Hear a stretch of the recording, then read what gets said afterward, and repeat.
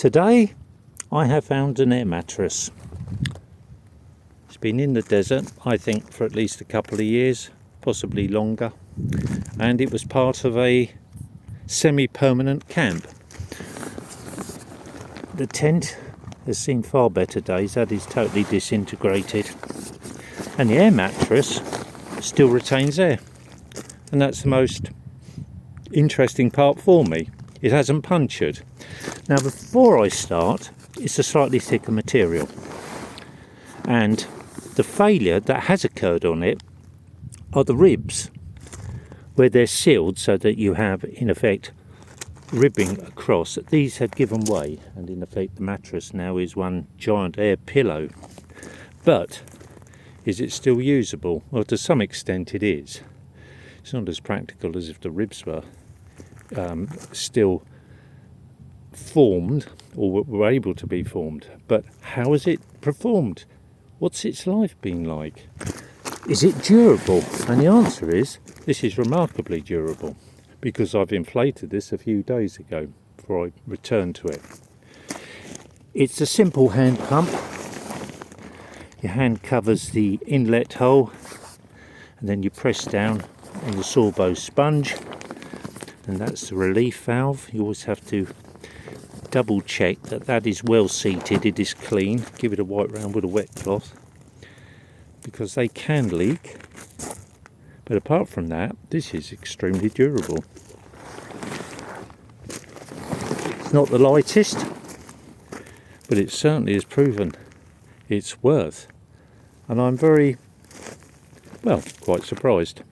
They do work, and this is a cheapie. This must have been the cheapest item they could have bought, because the tent itself is one of the cheapest items that is available.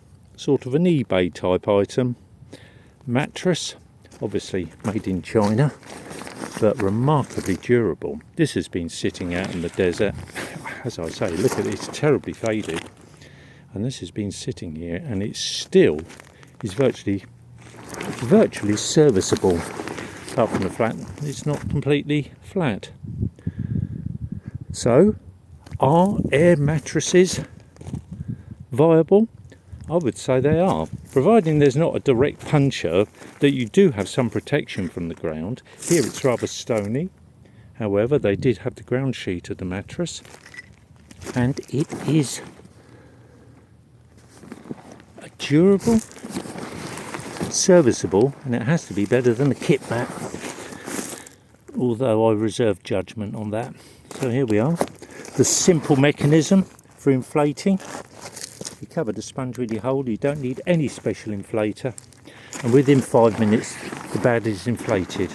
And if you're looking for a semi-permanent camp anywhere, they would do the biz. Now, I have a virtually identical one, which I purchased for, I think that was £15 UK.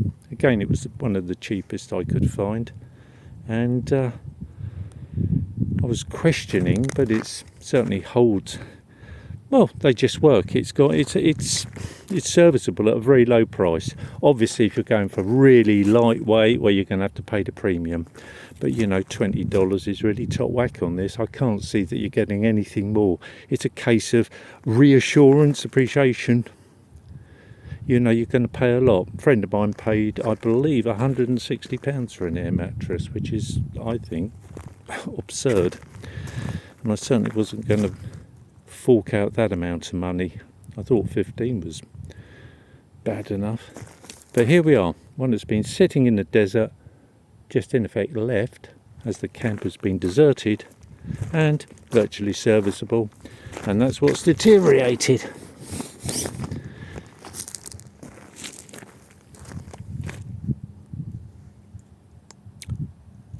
You pays your money, and you makes your choice.